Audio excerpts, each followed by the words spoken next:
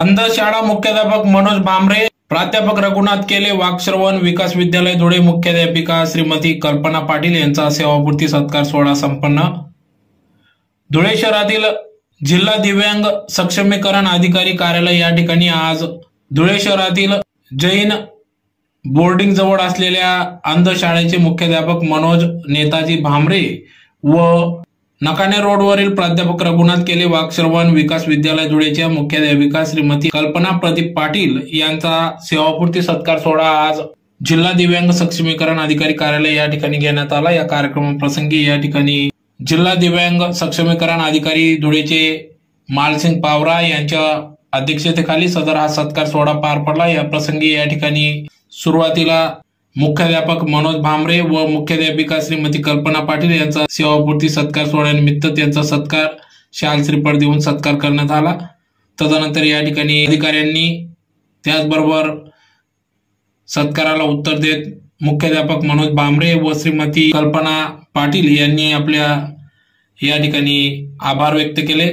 तर यावेळेस अध्यक्षीय भाषणातून जिल्हा दिव्यांग सक्षमीकरण अधिकारी मालसिंग पावरा यांनी या ठिकाणी दोन्ही सेवापूर्ती सत्कारार्थींना या ठिकाणी त्यांच्या पुढील वाटचालीस शुभेच्छा दिल्या।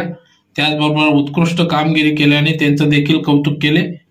तर या प्रसंगी या ठिकाणी सर्व दिव्यांग शाळा, कार्यशाळा, मतिमंद बालगृहातील मुख्याध्यापक, शिक्षक, शिक्षकेतर कर्मचारी उपस्थित होते। तर कार्यक्रमाचे सूत्रसंचालन PR पाटील अंधशाळा यांनी केले।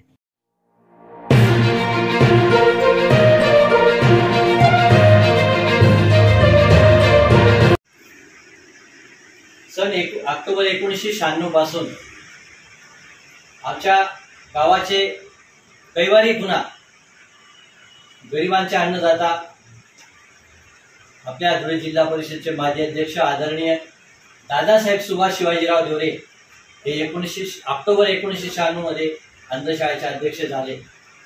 त्यावेळेस शाळेची परिस्थिती अतिशय नाजूक होती, पण दादांनी पदभार स्वीकारल्यानंतर विविध माध्यमातून विविध समाजातील लोकांची मदत घेऊन अंधशाळेला उज्ज्वल भवितव्य त्यावेळेस त्यांनी निर्माण करून दिले।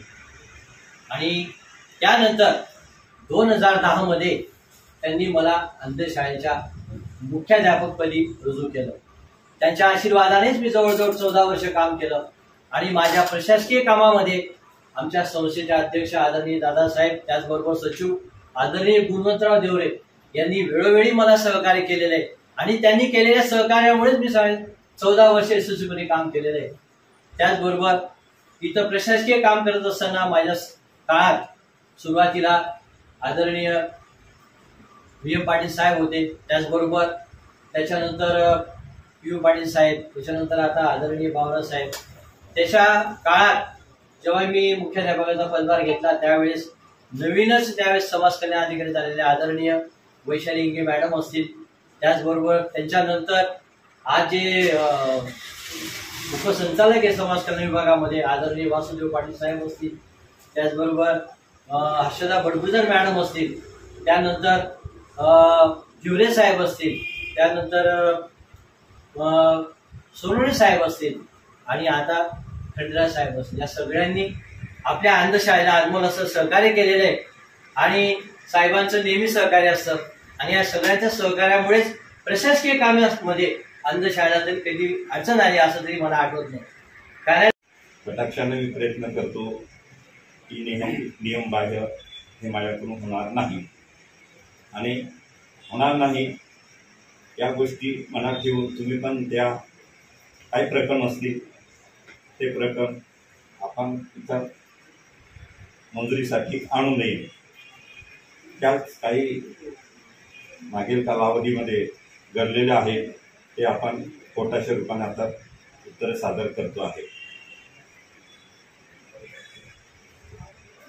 भामरे सरांनी आणि त्यांच्या संस्थेने अंधशाळा ही आदर्श अंधशाळा आहे, जिल्ह्यात त्याचा नावलौकिक आहे, राज्यात देखील नावलौकिक आहे।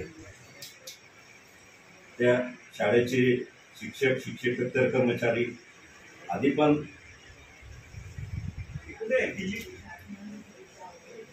भामरे साहेबांच्या मार्गदर्शनाखाली त्यांचे अध्यक्ष आठवत नाही, छान रीतीनं चालवली गेलेली आहे.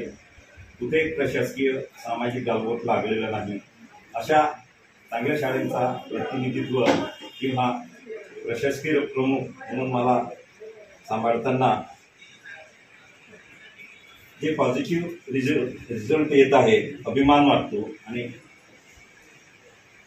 साहजिकच आमच्या कालावधीत चांगले काम होत आहे, चांगली शाळा आहे, हे आवर्जून नमूद करताना अभिमान वाटतो.